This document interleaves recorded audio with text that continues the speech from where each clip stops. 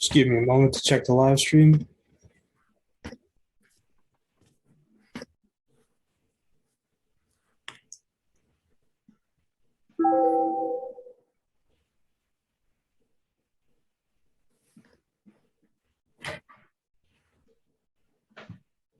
I think we're in gallery view on the live stream.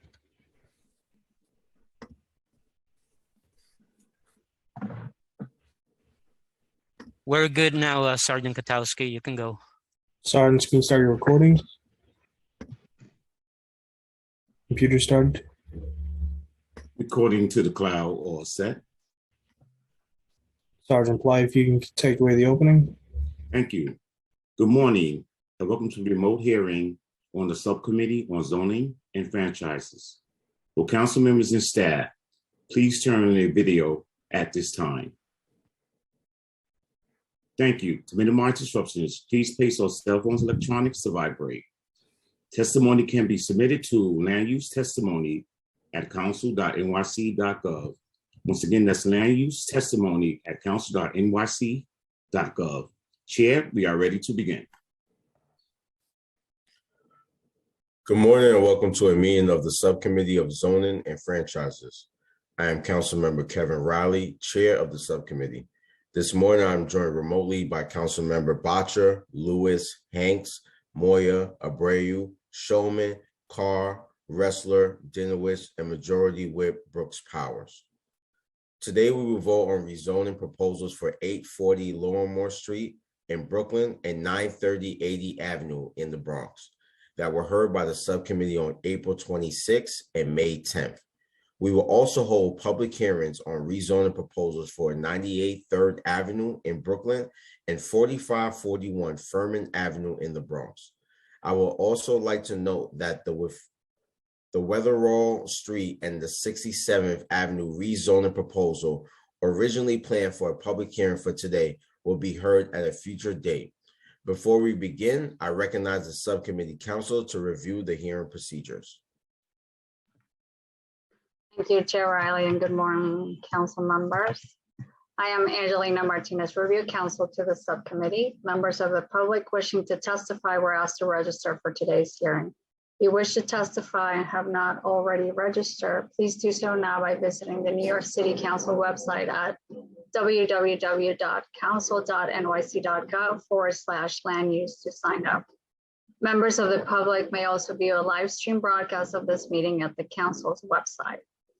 If you need an accessible version of any of the presentations shown today, please send an email request to landusetestimony@council.nyc.gov. When called to testify, individuals appearing before the subcommittee will remain muted until recognized by the chair to speak. Applicant teams will be recognized as a group and called first, followed by members of the public. When the chair recognizes you, your microphone will be unmuted. Please take a moment to check your device and confirm that your mic is on before you begin speaking. Public testimony will be limited to 2 minutes per witness. If you have additional testimony you would like the subcommittee to consider, or if you have written testimony you would like to submit instead of appearing here before the subcommittee, you may email it to landusetestimony@council.nyc.gov. Please indicate the LU number and/or project name in the subject line of your email. During the hearing, council members with questions should use the Zoom raise hand function, which appears at the bottom of either your participant panel or the primary viewing window. Council members with questions will be announced in order as they raise their hands, and Chair Riley will then recognize members to speak. Witnesses are requested to remain in the meeting until excused by the chair, as council members may have questions. Finally, there will be pauses over the course of this meeting for various technical reasons, and we ask that you please be patient as we work through any issues. Chair Riley will now continue with today's agenda items. Thank you, Council. Today, we will vote to approve LUs 58 and 59 relating to the 1930 80 Avenue rezoning proposal in my district in the Bronx. The proposal includes a zoning map amendment to rezone an existing R4 district to an R6B district, and the related zoning text amendment to establish an MIH program area, utilize option 1 and 2, and I am in support of this proposal. We will also vote to approve Pre-considered LUs 50 and 51 for the 840 Lorimer Street rezoning in Councilmember Ressler's district in Brooklyn. The proposal will rezone existing M1-2/R6 and the R6A/C2-4 district to a C4-5D district, and the related zoning text amendment to establish an MIH program area utilizing, option 1 and 2. Councilmember Ressler is in support of this proposal, and I would like to recognize Councilmember Ressler to give any remarks regarding this proposal. Councilmember Ressler. Great. Well, firstly, I believe congratulations are in order, Chair Riley. So we're thinking of you and your family. Hope everything is going well and everyone's in good health. Thank you. Very, very excited for you. And I want to just again apologize to the council staff and to all my colleagues for us taking a few minutes into past 10 o'clock to finalize the terms on this one. Our district has experienced more development than any other in the city of New York over the last 15 years by significant margins. And unfortunately, we haven't seen the infrastructure investments to keep up. And so we need every new private applicant to step up and invest in our communities. And I'm very pleased that Mr. and Mrs. Parnez have agreed to do so.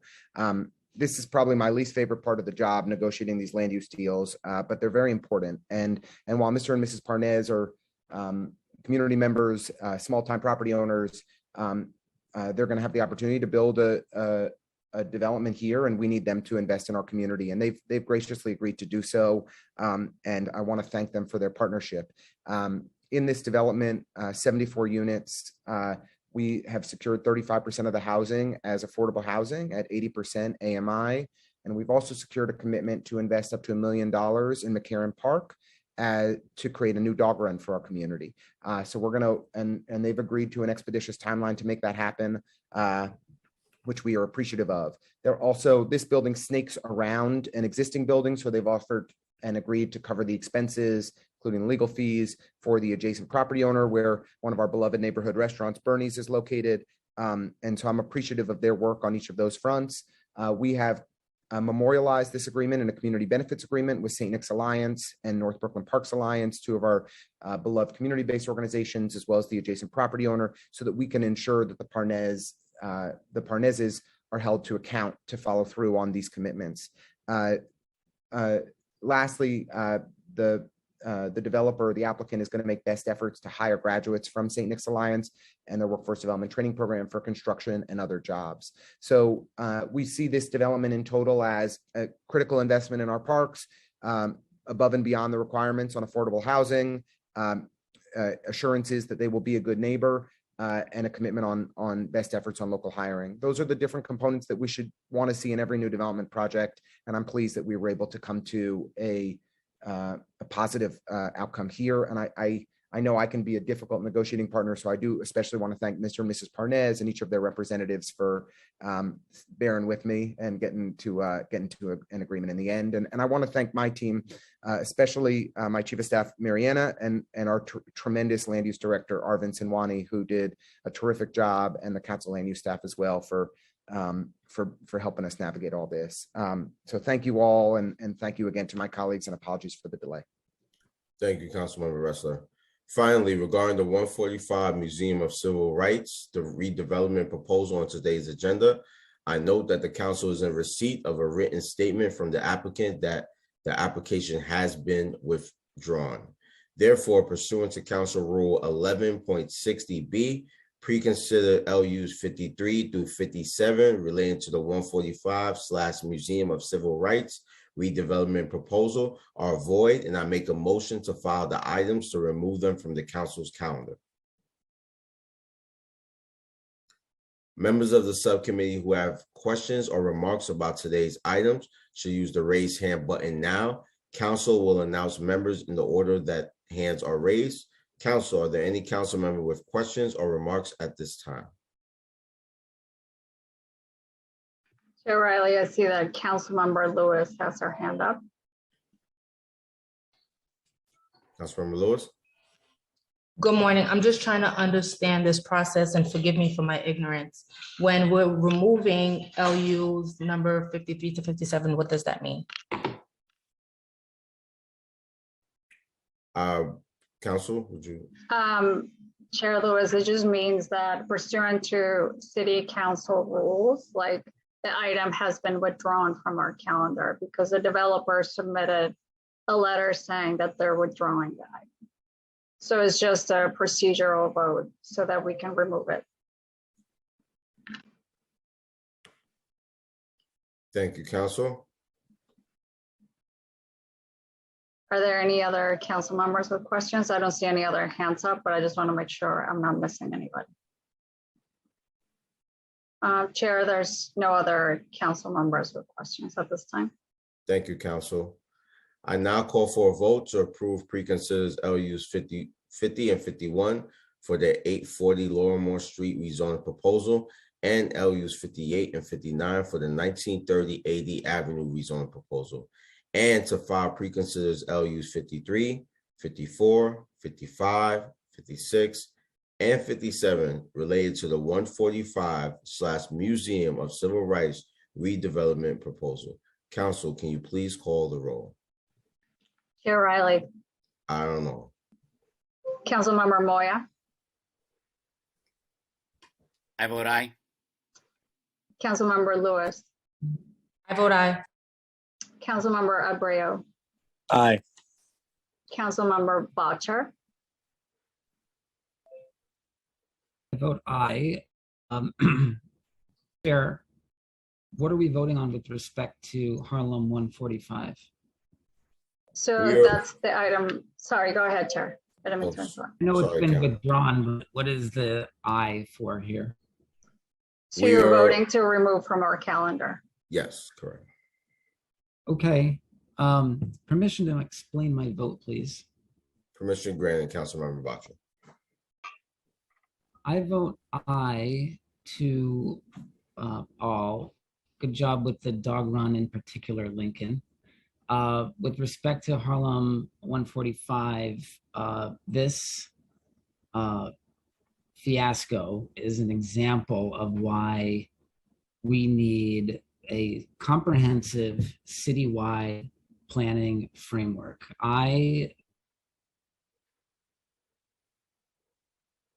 On the council, lurching from project while only producing a fraction of the fraction of housing that we need. So we need to get together as a body and have a conversation about how we're going to approach land use. Because if we keep going on this path, we're going to be in a lot of trouble. And I'm hoping that we can use this as a conversation starter as a body so we can sit down together and move forward. Because we can look at San Francisco and Los Angeles, and that's a window into our future. If we don't start planning for the future of housing in New York City. Thank you, Councilmember Boucher. Chair, I would just add, just to clarify, again, we're just removing it from our calendar, but essentially a withdrawal letter means that the application no longer exists, right? This was introduced and we know it was heard, but the procedural part is that it no longer exists in our calendar. This is what we need to do to remove it from our pipeline. So next, Councilmember Hanks. I vote aye. Councilmember Schulman I vote aye. and Councilmember Carr. Aye on all. The land use items are approved and referred to the Land Use Committee by a vote of 8 in the affirmative, no negatives, no abstention. Thank you, Council. To continue with today's meeting, I will now open the public hearing on LU 65 and 66 relating to the 98 3rd Avenue rezoning proposal in Councilmember Ressler's district in Brooklyn. This application seeks a zoning map amendment to rezone an existing, M1-2 district to an R7D/C2-4 and R6B districts, and a related zoning text amendment to establish an MIH program area. For anyone wishing to testify on this item, if you have not already done so, you must register online, and you may do that now by visiting the council's website at council.nyc.gov/land use. Once again, that's council.nyc.gov/land use. And I would now like to allow Councilmember Ressler to give any remarks regarding this project. Councilmember Ressler.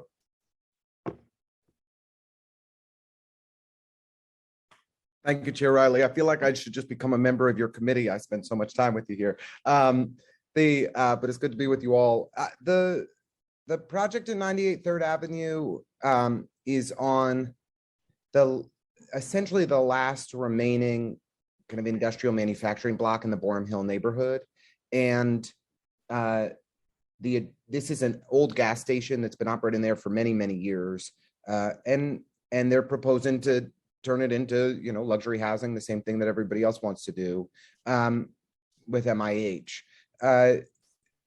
This project is relatively modest in scale.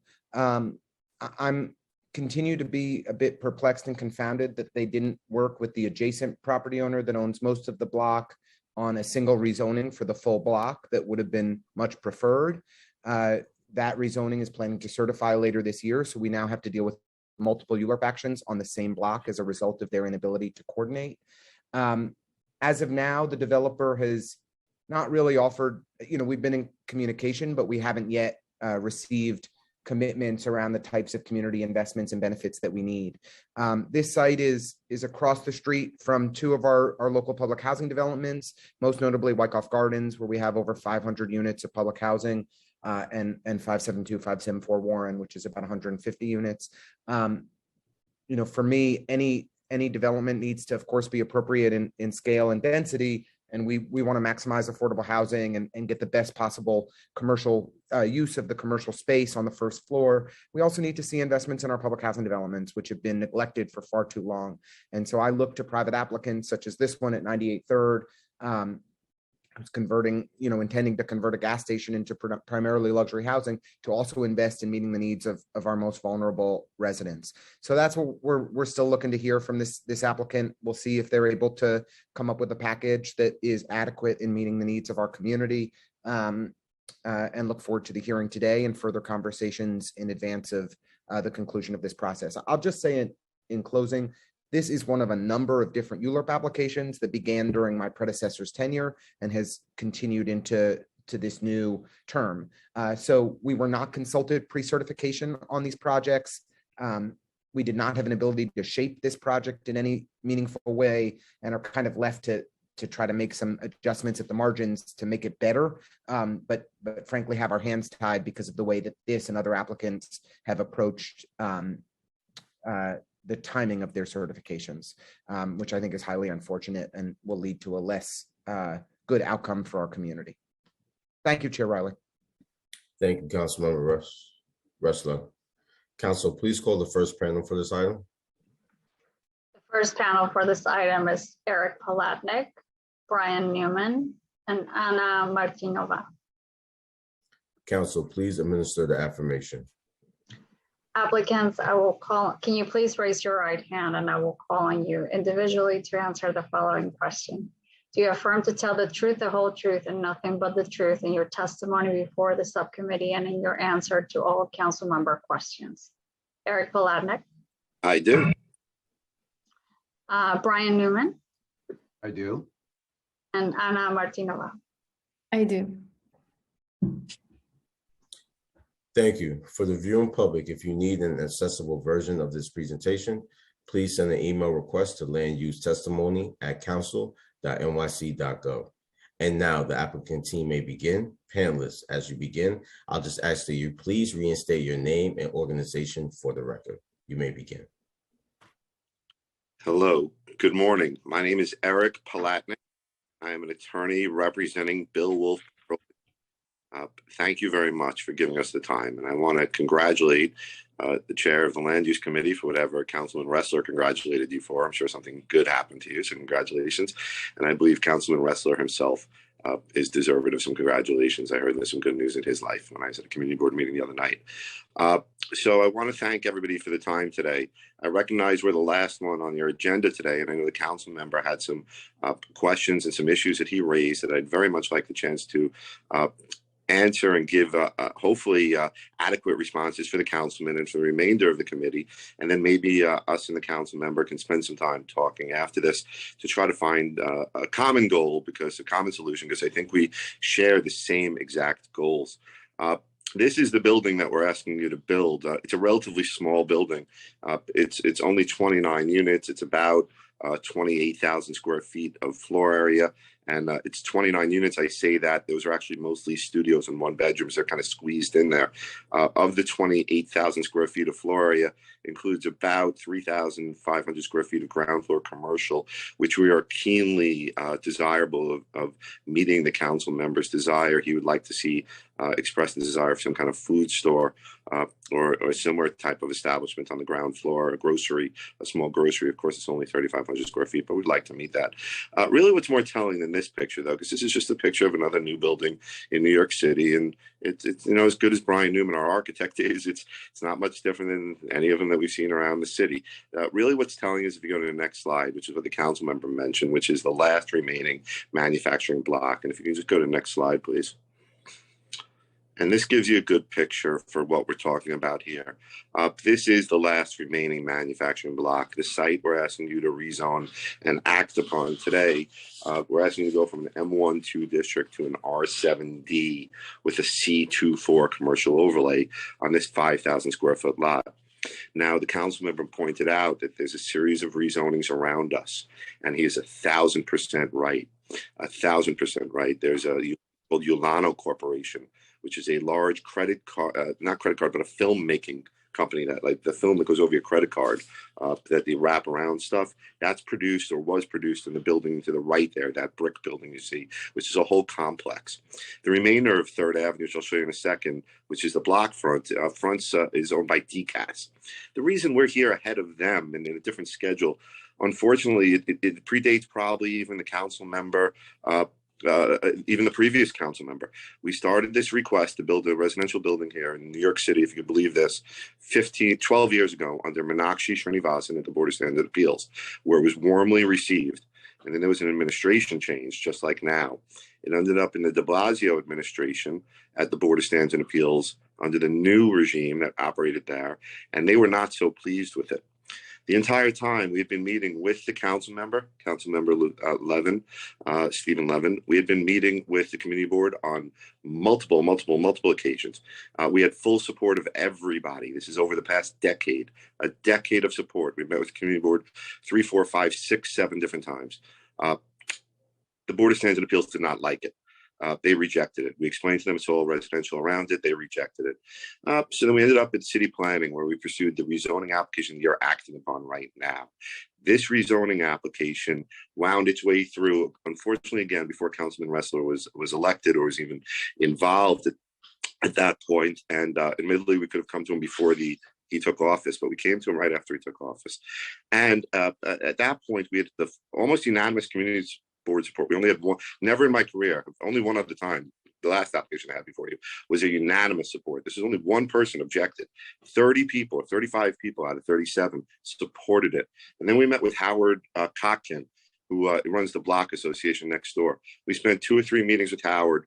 He runs the Block Association one. He supported it. We met with the borough president's office and they supported it.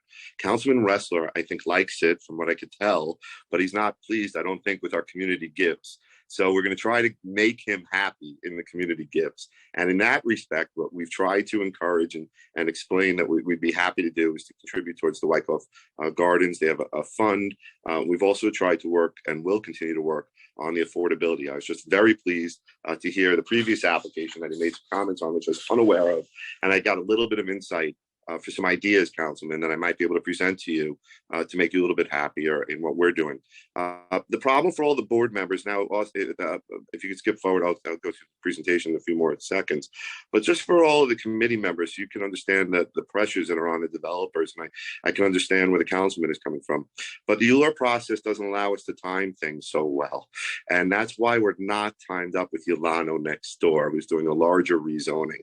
If you go to the next slide, I'll show you everything. Next slide, please.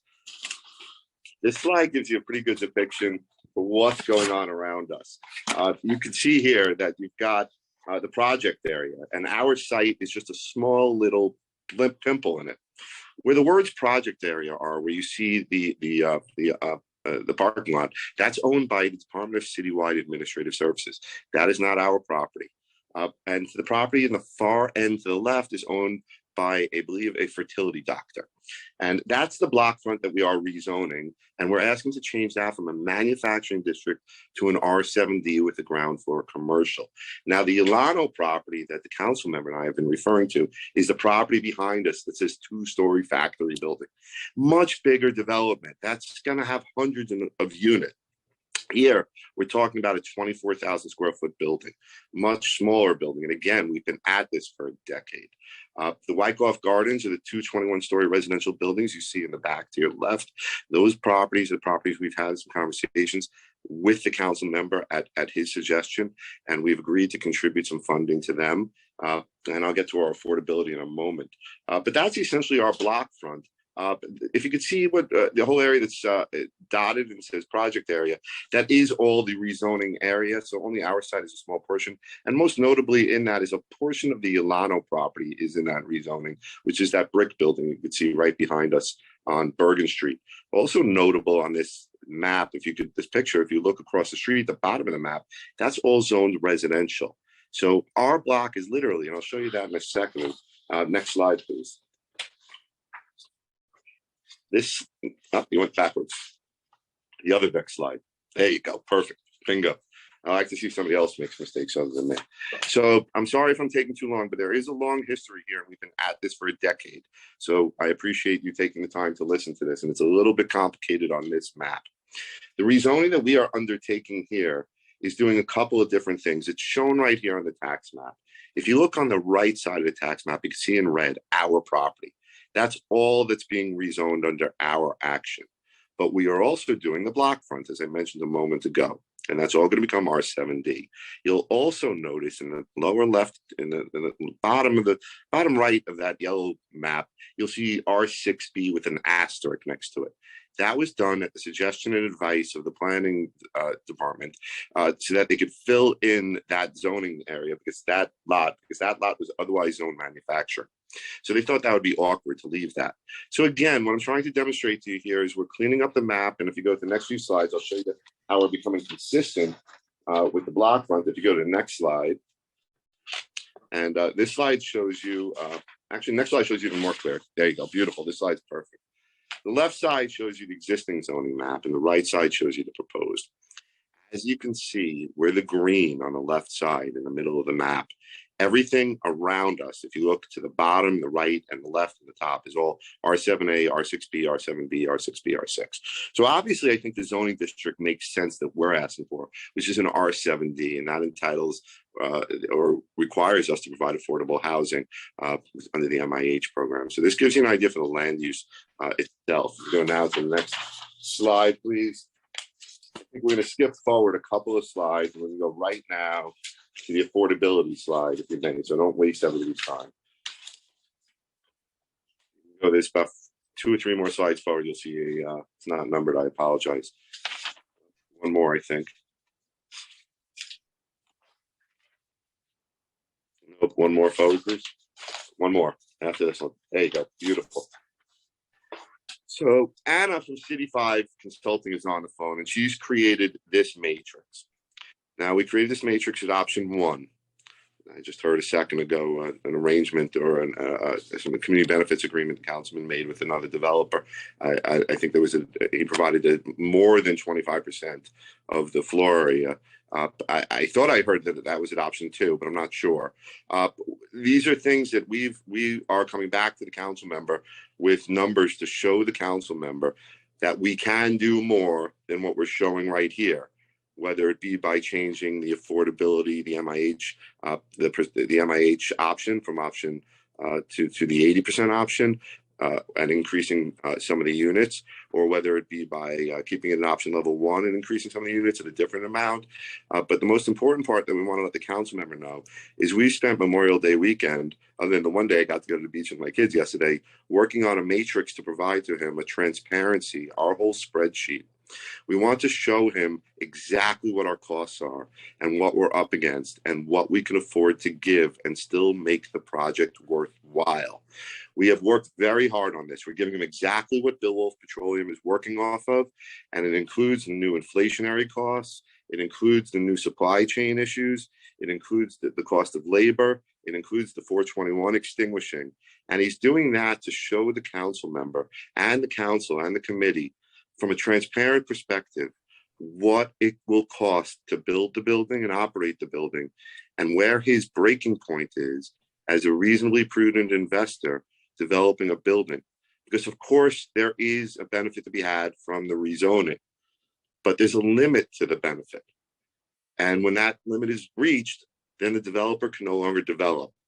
Now, we have been speaking with the council member, and our initial discussion, we think we kind of might have gone beyond our limit. So we wanted to come back to the council member and to the committee and to provide you with real numbers. Maybe you could use it in future applications, and you could see exactly what things are costing us, exactly what we're estimating, exactly what the affordability component is going to cost us, exactly what the developer is being forced to bear the burden of in exchange for the rezoning. Now, in large rezonings, sometimes there's more meat on the bone. We're at a tiny rezoning that's been at this for a decade. We are willing to give to the community. We're willing to give funding where it's needed. We're willing to give more than is necessary on the MIH. What we are asking is exchange, and I think we have it here because I know most of the committee members, and I've read about the rest of them. I think we have a reasonable bunch of people here, including the council member, most importantly the council member, who could take a look at the numbers that we are going to provide and say to themselves, these people are not full of it. They're telling you what it's going to cost. And then we could all decide together where the breaking point is. And if the breaking point is too much, we'll agree not to push on with the application and we'll withdraw it. But if the breaking point is at a point that we could all agree to, we are eager to seek the approval and build housing here. Obviously, it's a gas station. And although it's making money today, with the writing is on the wall, it's $6 a gallon. An electric car is on the way. Gas is not the future of New York City. So we thank you very much for your time. I'd like to pause here. I think you don't need to see too much more unless you want to. We have our full team here to answer any questions. We have Anna from City 5 Consulting. We have Brian Newman, who's our project architect. And you can take down the screen now and we can show you any more slides you want. I think you're all very well educated that you don't need to see much more about an 85-foot tall, 29-unit building other than what the issues are with us and the council member and what we're trying to achieve. But I'd be happy to talk about anything you want. Thank you very much for giving me all the time you gave me. You've been more than generous. Thank you, Eric. I just have about 3 questions that I'm going to pass to Councilmember Ressler. Sure. My first question is, there's currently a separate private application, 280 Bergen, filed with city plan to rezone the rest of this block from manufacturing to residential. Did you consider coordinating with this application and or why did you decide to advance your own separate application? Okay, so like everything in life, there's always a backstory on everything, right? Okay, so the first part of the story goes that they were at a much different timing situation at the time. We got to go back in time a little bit. At the time, they came in behind us. We had been speaking with the council member. We had speaking with the community board. We were speaking with the Department of City Planning. Everybody knew about what was going on around, and nobody had a problem with us moving ahead at the pace we were moving. Also, as time went on, the development pressure got different on different parties in it. And suffice it to say that not all the roosters get along so well in the hen house. But even if the roosters did get along beautifully and they were able to, we were at a much different time and we checked it all off with everybody because we were trying very hard to make sure that we were okay. We recognized that this is a potential for an issue. So what we did when we rezoned, set forth the rezoning ideas here, is the ideas that were set forth were, as I said, include the Ilano property, which is one of the properties we're talking about, and included in the district that we were rezoning. And that was done in an effort to coordinate into what they were doing. And that's also with the R6B in the backdrop. So we did try very hard, the best we could, to make sure everybody was okay with everything. You can't always force everybody to do everything together the way we'd all want, obviously, but we did try very hard in the previous group of people. And as the councilman said, he came in the middle, and we respect his wishes, but the timing it just worked out where, he just walked in right smack when we were getting certified. Thank you, Eric. What type of businesses do you envision occupying the ground floor retail space? We want to work very closely with the council member to try to find a food store of some sort. We're going to use our best efforts to try to find something that can come in there. It is only 3,500 square feet, so it's not that big. He has expressed the need that there's a shortage of fresh food around there. It's not going to be a supermarket of any sort, as if we can even find anybody. As you know, retail has taken a strange twist in New York City. So it's not as if it's a player's market for picking out users. But Howard, Kotkin, next name, who lives next door to us and is on the neighborhood block, is the head of the neighborhood block association, also sits on, I believe, a board of Atlantic Avenue where they attract commercial users. We'd like to work with the council member and Howard and the council member staff to try to find users in there.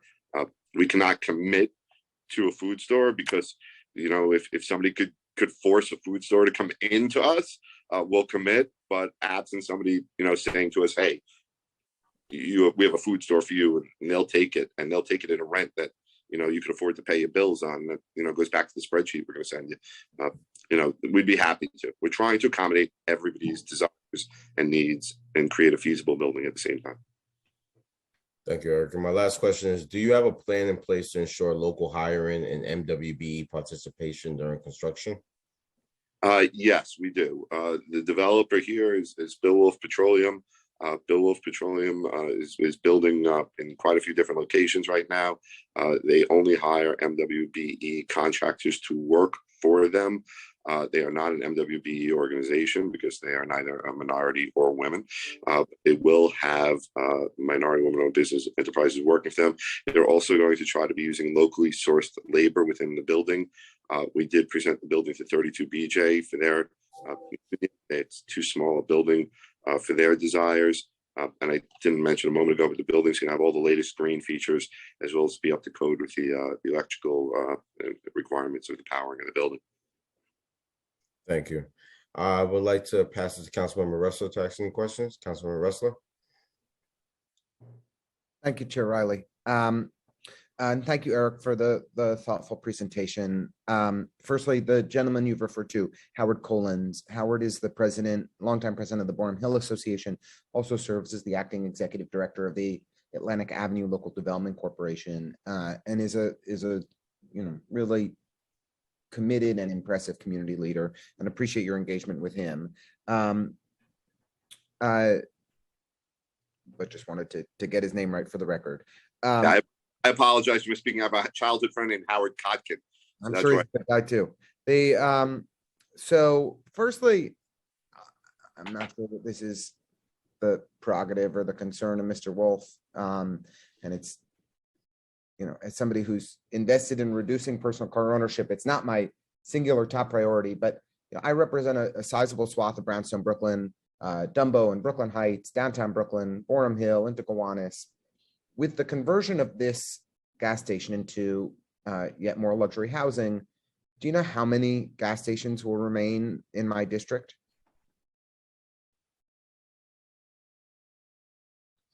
If not, the answer is one. And we are, it's, I worry that the remaining gas stations are able to just jack up prices even more and take advantage of consumers because of the lack of competition that we're seeing. We've seen gas station after gas station in our community get converted into luxury housing because the opportunity to make money is so great for property owners and developers. I was muted before. I had muted myself when you spoke. I learned the lesson here. You cannot unmute yourself if you mute yourself while you're on this Zoom. So I apologize. I was trying to answer you. Obviously, you know the answer. There's only one. But let me just speak practically from this automotive service station so you can understand the dilemma it's facing. Whether we like it or not, I represent British Petroleum. That everybody's going electric, and the gas stations are no different. This station is the smallest possible gas station that could ever be. It was much smaller than every other gas station around. It ever was or is, and it was created specifically to fuel up the trucks for the manufacturing district around there. They were all on account. So the problem for us is, as a community, is that Shell or any supplier is not so anxious to be sending gas over there because it's not pumping as much gas as where else they could be. So the gas companies are not really so interested in the site. So the reason Bill Wolf Petroleum is here in front of you right now is simply because, the gas companies are not excited about this site. It's not in their future. He has to do something with the property. It's probably not going to stay as a gas station much longer unless he gets lucky and this gas shortage turns into a bonanza for them, in which case maybe he will stay open. But right now they don't make the money off the gas shortage. I think it's the suppliers are making the money off the gas shortage, not the dealers. So I'm not here to protect the fossil fuel industry or to sustain personal car ownership. Those are not my policy objectives, but I do worry about the lack of competition in the marketplace. And this is yet another step that is taking us in that direction. I've seen the mobile on Flatbush that charges an arm and a leg. And I think that we are just outside of our district.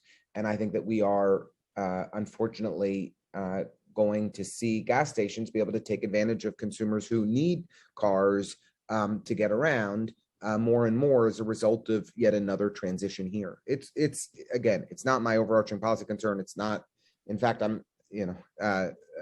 but it is an issue of note. The supermarket site, I just wanted to give a little context on that again for the record for why it's an area of concern. For some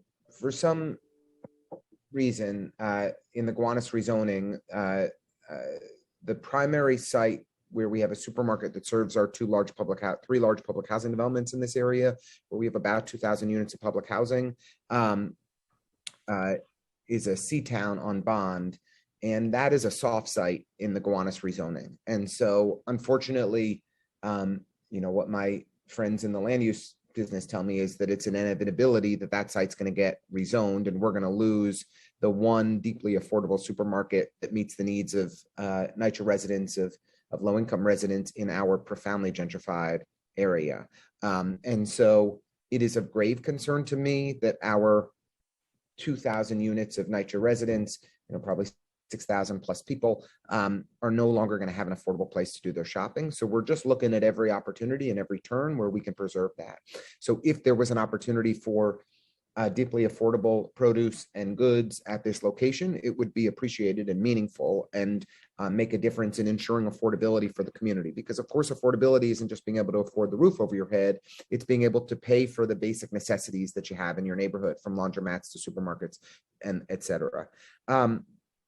Next on the affordable housing, I just want to ask kind of briefly for the applicant to reiterate that they are committed to going above the MIH requirements at this location, and that we will work together closely in the ensuing couple weeks to realize a more generous mix of affordable housing at this location. We are going to show you our bank account, and you are going to decide, we're all going to decide together at one point the amount of money left in the account after we spend it is worthy of spending the money, and if it's worthy decision. And if it is, we will wholeheartedly build it. We're going to give you the spreadsheet. We spoke on the phone. You asked for transparency. We are giving you our accounting spreadsheet, the same one that is being given to our investors. and just so that everybody is alert to everything. I mean, there are these. It is a windfall for a developer when they get a rezoning. I always say this to everybody. There's nothing makes more money than a rezoning. So you're 1,000% correct. But there's a balance on the windfall as well. There's a risk against it. And if you talk to some of my clients right now who can't get windows on buildings that are built, and the buildings are boarded up while they're waiting 8 months for windows, and they're paying a bank note every month, and they're second mortgaging their house. It's all this stuff is, you're the zoning committee, you're building housing, you should be alert. It is an issue. So we are keenly trying to address your concern and show you our numbers inside out. And we want to come to an agreement with you, and we want to provide, yes, more than the base, than the bare minimum. And we want to provide more than that, and we want to find a term that you would be comfortable with. Great. I appreciate your desire to be transparent here and to share, to open up your books. I find from my days dating back to serving on the community board, the developers' finances are opaque. And so we have no idea just what are appropriate and reasonable asks and what are the right expectations for community benefits and investments, because we have no idea how much money you're making. I just know that we're upzoning a site and allowing for luxury development on a location that will represent piles and piles of cash for the owner. And so I'm interested in your commitment to transparency. We will review any and all information you provide rigorously, and hope to get to a better place. Lastly, actually two more comments, two more questions and comments. One is, we've engaged in preliminary conversations with the Trust for Public Land about a commitment to work with NYCC to upgrade facilities at Wyckoff Gardens, and just wanted to affirm that the applicant is open to and interested in supporting supporting the Trust for Public, potentially supporting the Trust for Public Land at a project that would be beneficial to the residents of Wyckoff Gardens NYCC development. Listen, 100%. You just asked for affordable ground floor. You just asked for deeper affordability on the remainings, the amount of small units upstairs, and you just asked for cash in pocket to the trust fund. Okay, right. We are going to get our spread. If we can afford to spend that money, we're going to show it to you. If we're going to look at that with you, and you're going to say, if I was investing with you, I would rather put my money in the bank, I wouldn't do it here, then we're not going to do it. We're going to leave it to you to look at it. I understand you're super intelligent. We've spoken at length. You understand it very, very well. And I think the budget, when you lie on the record, you're going to get in trouble. Melinda Katz, no, you're smart. Melinda Katz told me something once when she was borough president, and you just said it the same way. She said, tell me, I don't care what game we're playing, just tell me the rules. And I think that's what you just said to me. Just tell me what you got going on. I'm going to show it to you. If there's enough money left in the piggy bank after we spend it on all the candy we just desired to put into our tummies, then we will, of course, proceed and hopefully come to a good spot. Or we could say to one another, you know what? You can't give enough, nothing get out of this, and let's leave it where it is. We're going to go. I just want to be clear. I'm being. Sorry. We have to wrap it up in a few, so we can wrap it up. Last comment. I'm being lighthearted and jovial in my approach, but I just want to be very clear. We're 17 years after the downtown Brooklyn rezoning, and we have not seen 1 inch of park space or 1 inch of new schools open in our community, and we have tens of thousands, if not hundreds of tens of thousands of new residents in the area. So we need real community investments to address the needs of our growing community. That doesn't fall on, not any small developer is going to be able to solve for all of that, but our expectations are significantly higher than what our predecessors have been. And so I want to be very clear that we look forward to a transparent process, but we are dead serious about seeking out real investments that are going to meet the needs of our growing community and especially meet the needs of our most vulnerable residents in public housing. So I'll leave it at that. Chair Riley, thank you for the chance to ask so many questions, and thank you to the applicant team for your answers today. Thank you, Councilmember Ressler. Thank you, applicants. I'll now invite my colleagues to ask questions. If you have any questions for the applicant panel, please use the raise hand button on the participant panel. Council, are there any council member with questions? No council members with questions at this time, Chair. There being no further questions, the applicant panel is excused. Council, are there any members of the public who wish to testify on 98 3rd Avenue proposal? We have no members of the public who signed up to testify on this proposal, Chair, so we can go ahead and close the hearing. There being no other members of the public who wish to testify on LU 65 and 66 relating to the 98 3rd Avenue rezoning proposal, the public hearing is now closed and the items are laid over. I will now open the public hearing on LU 63 and 64 relating to the 4541 Furman Avenue rezoning proposal in Councilmember Dinowitz's district in the Bronx. This application seeks a zoning map amendment to rezone existing M1-1 district to an R7D/C2-4 district and a related zoning text amendment to establish an MIH program area. For anyone wishing to testify on this item, if you have not already done so, you must register online, and you may do that now by visiting the council's website at council.nyc.gov/land use. Just checking if Councilmember Dinowitz is here. Okay. Chair, please call the first panel for this item. Thanks, Chair.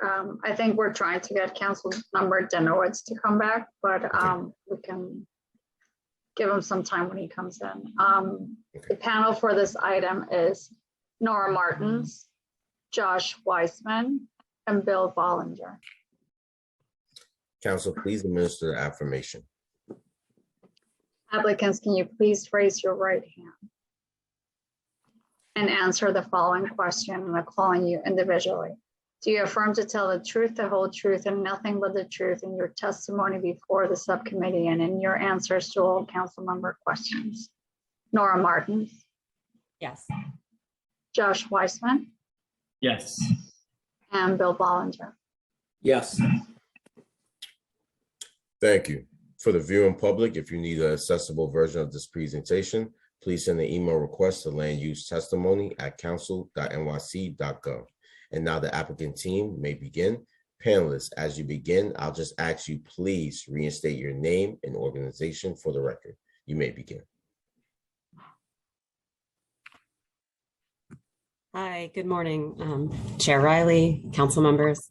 Nora Martins from Ackerman LLP, representing Markland 4551 LLC, the applicant for the proposed land use application, which will facilitate redevelopment of an underutilized site located at 4541 Furman Avenue in Community District 12 in the Bronx with a mixed use 100% affordable housing building.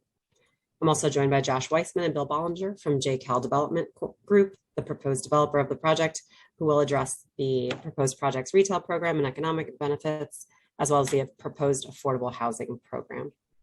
Next.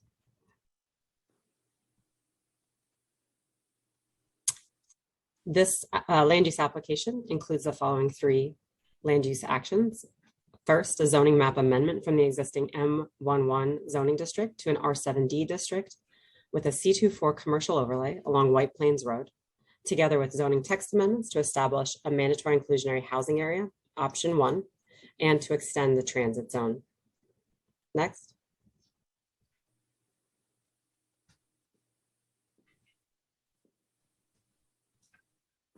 This slide shows the site location. This is the development site location. The rezoning area includes the development site as well as the remainder of the block to the north, but the red outline shows the development site, which has frontage on both White Plains Road, adjacent to the elevated train, and on Furman Avenue. Next. Here we have the area map showing the proposed excuse me, rezoning and surrounding context. You can see the proposed C24 overlay on White Plains Road, which is consistent with the existing commercial overlay that extends along both sides of White Plains Road to the north and south of the site. White Plains Road is the main, really the only commercial corridor in this community district. Next. These photos show existing conditions on the site from both the White Plains Road and Furman Avenue frontages.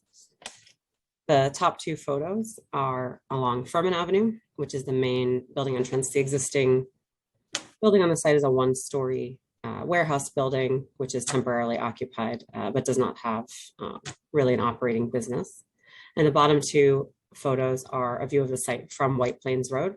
There's a significant grade change from White Plains Road sloping down to Furman Avenue. So you actually, the building looks very small from White Plains Road. The main entrance is on Furman Avenue.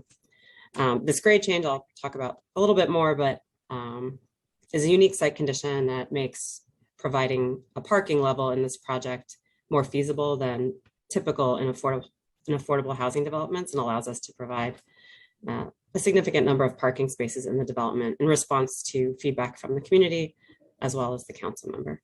Next. This map illustrates the zoning change. On the left, you have the existing map, which shows the entire block between Furman and White Plains Road, zoned M11, which is a manufacturing district. Including the development site, we're rezoning 17 properties on the block, more than half of which are occupied by non-conforming residential already.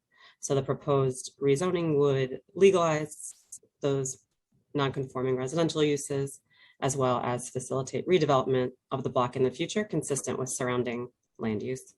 On the right, you can see the proposed zoning district, which is the R7D and the C24 commercial overlay along White Plains Road. The proposed zoning is essentially an extension of a rezoning that was done about 3 years ago to the north. You can see the R7D zone to the block to the north, just continuing that proposed zoning, pulling that southward to cover about 2/3 of the block. Next, please. This map shows the existing transit zone. Circled in red is our block, the subject block, which is currently excluded from the transit zone. The transit zone is shown shaded in gray. It was established in 2016 to help alleviate parking burden and facilitate the development of affordable housing near transit. It was extended to include the block to the north of us in 2019 as part of that rezoning. And this subject application proposes to include our entire block consistent with surrounding land use and affordable housing policy, and to really just fill in that gap in the transit zone. It wasn't initially included because it was zoned for manufacturing, and the transit zone designation is only relevant to residential development, affordable housing specifically. Next slide. Here you can just see what the proposed transit zone map would look like, filling in that gap in the map. Next slide, please. So in brief, the proposed development would be a 10-story mixed-use building with 2 segments fronting on White Plains Road and Furman Avenue. Approximately 136,500 square feet of floor area, 5.5 FAR, 5.6 is the max in the proposed zoning district. Approximately 130,000 square feet of residential floor area, which would be comprised of 148 income restricted dwelling units. Initially, we proposed 150 units, but in response to feedback received during the public review process to date, we have actually redone the unit distribution to propose less studios and more 2- and 3-bedroom units. The current distribution proposes 35% of the units as 2- and 3-bedroom family-sized units. So while all 148 units would be affordable, income restricted pursuant to a term sheet, 37 would be permanently income restricted pursuant to MIH option 1. We're also proposing 52 parking spaces. Initially, the project proposed 22, increased that number to 46, and then we're able to push it a little bit more to 52 spaces in response to feedback that we've heard through this process. Building amenities include outdoor recreation space, gym, laundry room, bicycle storage, package room, community room, and after-school study room. In addition to the residential component of the building, the ground floor will contain, fronting on Furman Avenue, approximately 11,100 square feet of community facility space, and fronting on White Plains Road, 7,000 square feet of commercial space intended to be occupied by local retail. Next. This slide shows the site plan from an aerial view. You can see the 2 building segments fronting on White Plains Road to the north and Furman Avenue to the south, and then the outdoor recreation space, which connects to indoor amenity space in the 2 building segments, located on the lowest roof levels adjacent to each building segment. Next. This section diagram just illustrates the residential. You have in yellow the residential, in red you have the proposed commercial on White Plains Road. You can see the elevated train adjacent. In the blue purple color you have the community facility fronting on Furman Avenue, and then below that space is the proposed parking level. Next. This is the street level rendering from White Plains Road showing the proposed building facade. Next. And then we have a bird's eye rendering from Furman Avenue showing the entire development in context. I'll now turn it over to Josh Weissman to discuss the proposed commercial component retail program along with other economic benefits based on JCal's experience developing similar affordable housing mixed-use buildings in the Bronx. Sure, thank you, Nora. Next slide, please. So this is a map showing the commercial corridor on White Plains Road. As you can see, there's a numerous amount of like smaller retail on the 2 or 3 blocks between the 2 subway stops. There are some other new buildings being built now that will also have some commercial areas, but we really think that we can upgrade the commercial use here because we are between 2 subway stops and we're going to have about 7,000 new square feet for our building. But you see a new hotel opened up. There's a few bars and grills, a barbershop, Metro PCS. There's a Dunkin' Donuts on the corner. So this is a corridor that can be upgraded, but it does have a numerous amount of uses. Next slide, please. So in our buildings throughout the Bronx, we have a wide array of different uses. We do have big box stores in some of our larger spaces like daycares, Blink Fitness, Crunch Fitness, dialysis center, etc. But we also are able to get smaller mom and pop and local entrepreneurial retail like we did down in Mott Haven on Alexander Avenue. So down here in Mott Haven, where our office is and where we own a couple of walk-up buildings, we got tenants that really made the area vibrant and a destination area. We have the Lit Bar, which at the time she opened up, Noel Santos, who was born and raised in the Bronx, was the only bookstore in the Bronx. We have a bistro hip hop themed restaurant that's doing amazingly well. They have outdoor seating in that restaurant, and we close the streets for like salsa nights and open mic nights and stuff like that. We opened up a deli in this area because it was desperately needed for our neighborhood. And even though we had other more professional office space wanting that vacant spot, we said, no, we're going to wait and find something that's really beneficial to the neighborhood. And we also have a pizza place that was needed as well across the street. So we're able to really craft what's needed and what's the best use for the neighborhood that we build in. Next slide, please. So just to go over the economic development of a project like this that we hope to build. We anticipate to have 175 construction jobs throughout the process and 20 permanent jobs, which will be the building staff, the staff of the community facility, like a daycare or an urgent care or a not-for-profit office, as well as for the retail on White Plains Road, which we hope to be some sort of restaurant, bar, or gastropub kind of option. In all of our projects that we do, and ones that were financed by HPD, we have to meet a 25% MWBE requirement. And that's something that we put a lot of effort into on our current project down in Port Morris, where we're building 133 affordable ELA units. We had a $3 million 25% requirement, and the building is now 90% bought out, and we're at $15 million in MWBE subcontracts. We've been working in the Bronx for over 20 years. We have a very good Rolodex filled with not only local subs and suppliers, but MWBE subcontractors as well. We are always trying to increase our Rolodex, and we have Zoom meetings with some of our not-for-profit partners where we'll have a Zoom, we'll put up our project, we'll answer questions with local minority and women-owned businesses. And if they're able to meet the insurance requirements, we'll send them out bid packages. So, you know, we have a really good relationship with working with local not-for-profits in the areas that we build, and we have a good commitment to local hiring. Next slide, please.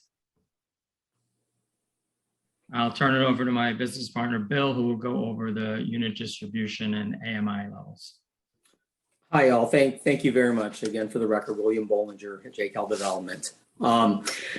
This distribution comports with an HPD Ella project. I do want to make one note. Nora had mentioned that 25% of the units, of course, are permanently affordable through the MIH requirements. One of the things the HPD policy requires that is if you do take financing from them through an MIH site, an additional 15% of the units have to be set aside for permanently affordable. So in this case, we'll have 40% or roughly 60 units will be set aside for permanent affordable housing. Here you'll see a typical breakdown of the Ella units. Will have, of course, the homeless set aside, and then we have ones that range from 30% AMI all the way up to 80% AMI. So we have workforce housing that we blend with, deeper affordability levels. I'm not going to, I mean, the chart's right here. I'm not going to, read through everything, but we try to, push the limits that we have a good mix of both. Next slide, please. As far as housing, the marketing strategy, of course, because this is a HPD project, it goes through the Housing Connect process, through a lottery process. So that will require that 50% of the community or 50% of the units be given to people within Community Board 12. Again, that's the minimum. So we like to do everything possible to not just meet that requirement, but to exceed it by as much as we possibly can, and hence, like the word lottery, the more people you have submitted to the lottery, the better the chance that you have. So in past projects, we right before the marketing process window opens, we like to go back to the community boards. We like to go back to the local council member, and we'll even meet with local area not-for-profits to do workshops or trainings, or just nothing more than just make sure people are aware that the marketing window opens, because it's usually a 45 to 60-day window. And the last thing we want is to have people who are in the neighborhood, otherwise maybe qualified, just miss the window because life is busy. So we want to try to make sure that everybody is as informed as possible as the lottery process is set to embark. Next slide, please. I believe that's it, correct, Nora? Oh, she may be muted. I think that's our presentation. We'd be glad to take any. Oh, sorry. Thank you. I was just unmuted. Thank you. Yes, that's our presentation. Happy to respond to questions. Thank you. I'm going to ask two questions. I see Councilmember Dinowitz here, and I'm going to pass it to him after, okay? My first question is, this is right in my community as well as on the border of where me and Councilmember Dinowitz represent, the transit zone. Can your team please discuss what you believe the public benefit to including a transit zone as part of this project, given that the parking currently proposed could be built without that text amendment? Sure. So exactly, right now, the way we've proposed the project, we include enough parking to not actually need the benefit of the transit zone for our development site as proposed. However, we are including in the transit zone and within the rezoning 16 other properties, not all of which are development sites, especially not in the near future, but looking forward, as we want to plan for the long term and not just this project. The transit zone extension allows a reduction in the required parking for affordable housing units. Not all affordable housing, as defined by the city. It has to be specifically income restricted housing, and that's at 80% AMI and below. So that allows you to reduce the requirement from 15% of those units to 0. However, you're still required, any even affordable units that are above 80% AMI and any market rate units will still be required to provide the required parking in the district. What this does, so it doesn't totally eliminate any parking requirement on the block for residential development. I think that's important. What it does do is remove a barrier to development of new residential, including mandatory inclusionary housing and affordable housing for smaller sites that may be less able to actually provide parking feasibly. This site has a unique site condition where they have a really almost a one-story grade change from one frontage to the other in an existing building that has basically excavated the site already. So you almost already have that subcellar level for parking that is so costly for many projects, especially publicly financed affordable housing projects, to provide. So that is the public benefit. It's not necessarily for this project, but it's consistent, with surrounding land use and future development of the block. Thank you, Nora. In the Bronx, there is a high need for affordable units accessible to households in need of 2 to 3 bedroom units. Can you discuss how your project will aid in that need for much needed affordable housing? Bill, if you want to take this one. Sure. At the behest of the council member, we did increase the units from 30%. I believe HPD's minimum guidelines are just 30%, 2s and 3s, and all of those could be just 2. So we've increased it up to 35% total, and we have a large share of those as 3-bedroom units. So we've pushed that number up high as far as our experience with HPD, but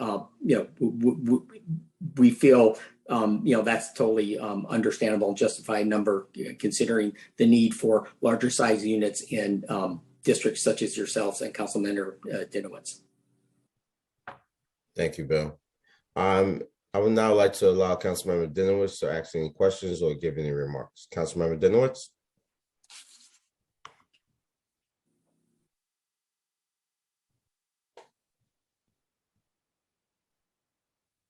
Thank you. I've been unmuted. Councilmember, one of the great things about having a neighbor and Councilmember Riley, he's a good partner. We both care and represent the same area of Wakefield. My concerns also dealt with the transit zone, the need for this particular project to expand the transit zone. It seems like, for this particular project, that it is unnecessary. And I had the same question about the increase in number of 2 and 3 bedroom apartments. And I do want to state that it is noted and appreciated that the developer, that you have been responsive to many of the needs of the community. I do want to share publicly my appreciation for that. And also, again, appreciation for Councilmember Riley for asking the questions about the transit zone and the distribution of units.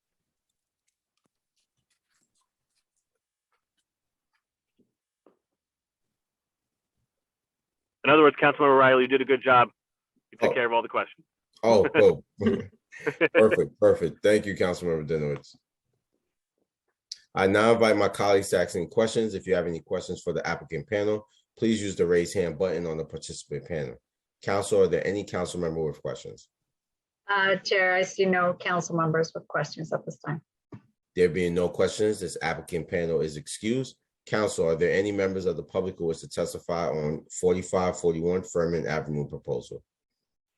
Chair, there are no members of the public who signed up to testify on this item, so we can go ahead and close the hearing.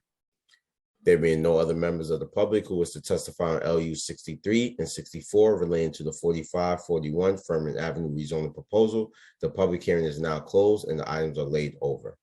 That concludes today's business. I would like to thank the members of the public, my colleagues, subcommittee counsel, land use and other council staff, and the Sergeant at Arms for participating in today's meeting. This meeting is hereby adjourned. Have a good day, everyone.